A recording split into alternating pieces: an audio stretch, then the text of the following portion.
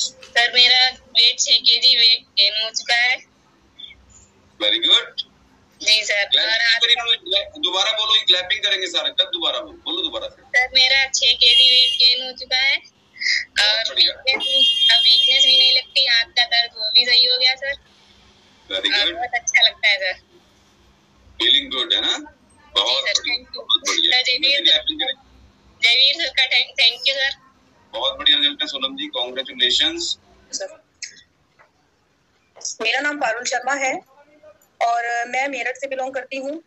पिछले 4 महीने पहले मैं इस क्लब में वेट कम करने के लिए ही आई थी। हालांकि मैं बोलती थी कि मुझे कोई बीमारी नहीं है उसके बाद भी मतलब इतना पता था कि यदि वेट और बढ़ता गया तो बीमारियां भी बढ़ती चली जाएंगी। और तो तब से मैंने, और सबसे मेन, जैसे कि आज सभी ने रिजल्ट में चाय का जिक्र किया है तो मुझे भी अभी याद आया कि मैंने भी पिछले 4 महीने में मैं जितनी चाय पीती थी, मुझे भी ऐसा लगता है कि मैं बहुत ज्यादा चाय पीती थी। 5 से 6 कप बड़े वाले पीती थी जो अब एवरेज के पीती हूँ, तो वो मेरी चाय बिल्कुल छूट गई है। ये ही मेरी लाइफ का अभी तक का पिछले 4 महीने का बेस्ट पार्ट है। और मैंने पिछले 4 महीने में 11 किलो वजन अपना कम कर दिया है और मैं बिल्कुल फिट रहती हूँ। मेरे हस्बैंड ने भी वंडरफुल न्यूट्रिशन को लेके 12 किलो वजन कम किया है और अभी हमारी फैमिली हैप्पी फैमिली न्यूट्रिशन के साथ। तो अब हम सीधा आते हैं अपने टॉपिक की तरफ। आज हम एक बीमारी को, ऐसी बीमारी को लेके आए हैं जो लोग काफी लोगों में होती है, तो लेकिन कई बार ना उसका दिखता नहीं है। मतलब धीरे धीरे जब वो बहुत बड़े लेवल पे चली जाती है तब जाके लोगों को पता लगता है कि हाँ ये भी एक बीमारी हो सकती है। वो होती है एक हाइपरटेंशन। तो हाइपरटेंशन के बारे में ही आज हम बात करेंगे। तो ये एक ऐसी बीमारी है जिसकी वजह से जो हमारी नसें होती हैं बॉडी में, उसमें जो ब्लड होता है, ब्लड का जो प्रवाह, मतलब जो ब्लड पूरी बॉडी में चलता है वो तेज हो जाता है, अधिक मतलब हो जाता है। तो उसके चलते ही ये बीमारी होती है। जैसे कि हम सबको पता है कि हमारी पूरी बॉडी में नसें होती हैं और नसों के ही थ्रू ब्लड पूरे शरीर में जाता है। तो ब्लड की एक नॉर्मल स्पीड होती है बॉडी में काम करने की, लेकिन जब वो नॉर्मल स्पीड से तेज हो जाता है तो इसी से ही क्या होता है, हाइपरटेंशन की बीमारी होती है। तो ये इसको high blood pressure, severe high blood pressure भी बोल सकते हैं। ये जो हाई ब्लड प्रेशर होता है ये सिर्फ नसों के, जो हमारी बॉडी में नसें हैं उनके लिए ही खतरनाक नहीं है, बल्कि जो ये हमारी बॉडी के जो मेन पार्ट है, इम्पोर्टेंट पार्ट है, जैसे कि हार्ट होता है, हार्ट के बिना कुछ नहीं है, माइंड होता है, इसके बिना कुछ नहीं है, तो इन सबको भी बहुत बहुत ही ज्यादा नुकसान पहुंचाता है। तो अब देखिए, जैसे जो हार्ट है तो उसका काम होता है ब्लड को प्यूरिफाई करना। जब हार्ट ब्लड को पंप करता है तो उस पंप को करने में एक नॉर्मल स्पीड होती है, लेकिन जैसे ही ये जो नॉर्मल, तो उसी को क्या होता है, नॉर्मल स्पीड होती है तो वही एक नॉर्मल बीपी होता है, तो उसमें कोई दिक्कत नहीं होती, किसी को नॉर्मल लाइफ रहती है। लेकिन जब वो बीपी हाई हो जाता है, उस बीपी हाई की कंडीशन में हमारे हार्ट पर काफी प्रेशर पड़ता है।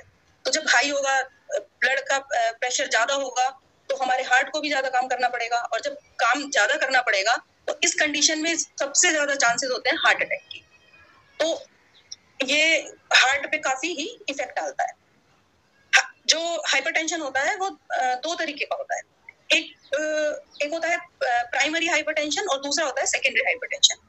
तो देखिए, जो पहला प्राइमरी हाइपरटेंशन होता है वो नॉर्मली जो बढ़ती उम्र के साथ, जैसे कि बुजुर्ग लोग होते हैं, जैसे हमारी ही उम्र बढ़ रही है तो बढ़ती उम्र के साथ साथ ये बढ़ता चला जाता है।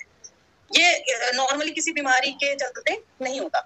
लेकिन जो सेकेंडरी हाइपरटेंशन होता है, ये इसमें जब किसी को बीमारी होती है कोई, उसमें एज का कोई फैक्टर नहीं है। वो कम एज भी हो सकती है, ज्यादा एज भी हो सकती है, क्योंकि बीमारी के चलते ही होता है ये।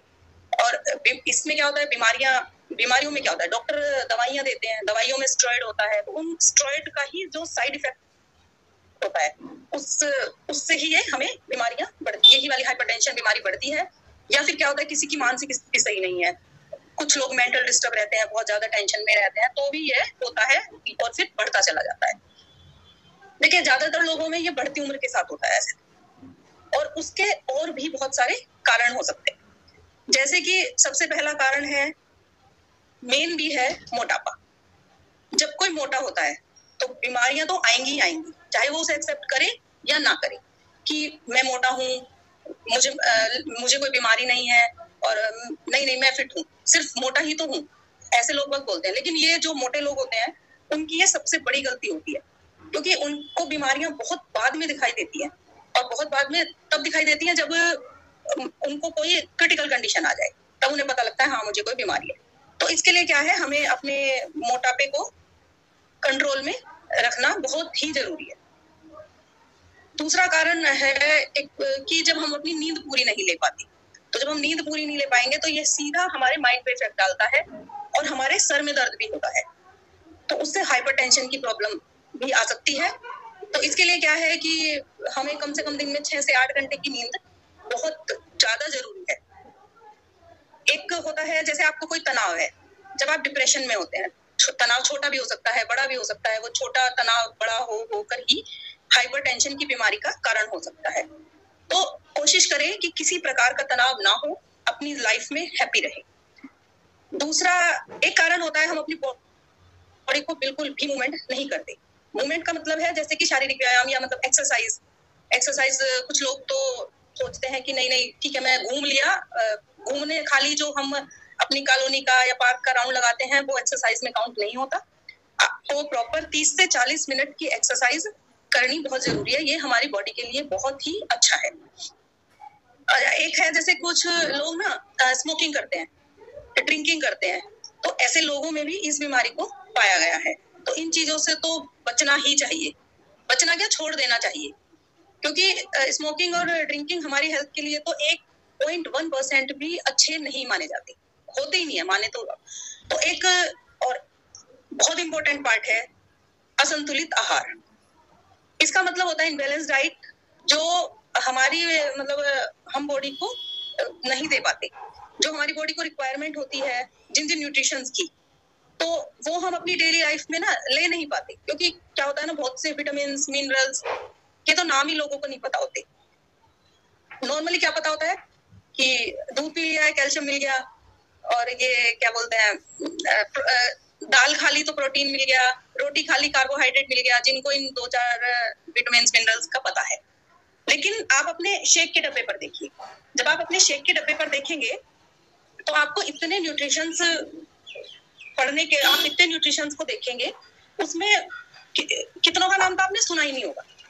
तो इसका देखो सीधा साफ मतलब है, जो हमारा वंडरफुल क्लब है हर्बल लाइफ, इस न्यूट्रिशंस में काफी, इस शेक में काफी न्यूट्रिशंस होते हैं। तो आप ये बैलेंस डाइट है जिसको हम सुबह नाश्ते के टाइम पर नाश्ते को रिप्लेस करके और डिनर को रिप्लेस करके लेते हैं। हालांकि बताया गया है हम इसको किसी भी टाइम ले सकते हैं, लेकिन ये 2 टाइम तो ये बहुत बहुत ही जरूरी होता है। जैसे कि मैंने अभी आपको बताया कि हाइपरटेंशन सबसे ज्यादा अटैक किस पे करता है, हमारे हार्ट पर। तो उसके लिए हर्बल लाइफ में एक हमारा न्यूट्रिशन है, टारगेट न्यूट्रिशन है बीटा हार्ट।